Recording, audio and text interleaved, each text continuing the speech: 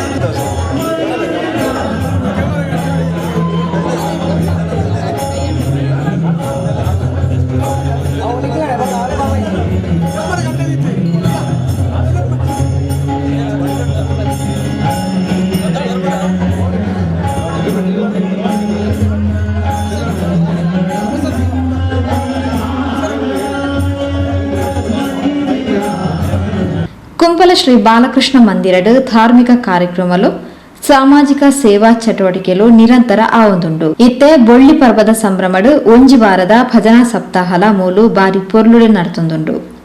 ಬಾಲಕೃಷ್ಣ ಮಂದಿರ ನನಲಾತು ಬುಲೆವಡ್ ಪಂಡದು ಕೋಟ ಶ್ರೀನಿವಾಸ್ ಪೂಜಾರ್ಲು ಕಾರ್ಯಕ್ರಮಕ್ಕೆ ಎಡಬೇಕೆರು. ನಡೆಯುವಂತೆ ಈ ವರ್ಷವೂ ಕೂಡ ನಮ್ಮ ಕುಂಪಾಲದ ಶ್ರೀಕೃಷ್ಣ ದೇವಸ್ಥಾನದಲ್ಲಿ ನಿರಂತರ ಭಜನೆಗಳು ನಡೀತೇವೆ. ರಾಜ್ಯದ ಬೇರೆ ಬೇರೆ ಭಾಗಗಳಿಂದ ಬೇರೆ ಬೇರೆ ಜಿಲ್ಲೆಗಳಿಂದ ನುರಿತ ಭಜನಾ ತಂಡ ಬಂದು ಇಲ್ಲಿ ಭಜನೆಯಲ್ಲಿ ಪಾಲ್ಗೊಂಡು ಈ ಊರಲ್ಲಿ ಭಜನಾ ಜಾಗೃತಿಯನ್ನು ಉಂಟು ಮಾಡ್ತದೆ ಅಂತೇಳಿ ನಾವೆಲ್ಲ ಭಾವಿಸುವಂಥ ಒಂದು ವಾತಾವರಣ ನಿರ್ಮಾಣ ಆಗಿದೆ. ಭಜನೆಯಿಂದ ನಮ್ಮ ಸಂಸ್ಕೃತಿಗೆ ಹೆಚ್ಚು ಒತ್ತು ಸಿಗುತ್ತೆ. ಭಜನೆಯಿಂದ ನಮ್ಮ ಮನಃಶುದ್ಧಿ ಆಗುತ್ತೆ. ಭಜನೆಯಿಂದ ಸಂಸ್ಕಾರಗಳು ಮನುಷ್ಯನನ್ನು ಹೆಚ್ಚು ಆವರಿಸಿಕೊಳ್ತವೆ ಎನ್ನುವಂಥ ನಂಬಿಕೆ ನಮಗೆಲ್ಲರಿಗಿದೆ.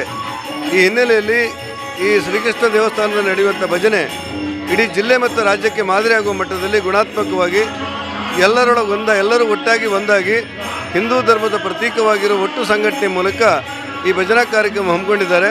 ಇದರ ಯಶಸ್ವಿಯಾಗುವುದು ಜನರಿಗೆ ಮತ್ತು ನಾಗರಿಕರಿಗೆ, ಸಾರ್ವಜನಿಕರಿಗೆ, ಹಿಂದೂ ಧರ್ಮಕ್ಕೆ ಹೆಚ್ಚು ಶಕ್ತಿ ಕೊಡ್ತದೆ ಅಂತ ನಾನು ನಂಬಿದ್ದೇನೆ. ಈ ಕಾರ್ಯಕ್ರಮ ಮತ್ತೆ ಯಶಸ್ವಿಯಾಗಲಿ ಅನ್ನೋದು ನನ್ನ ಹರಕೆ ಮತ್ತು ಹಾರೈಕೆ.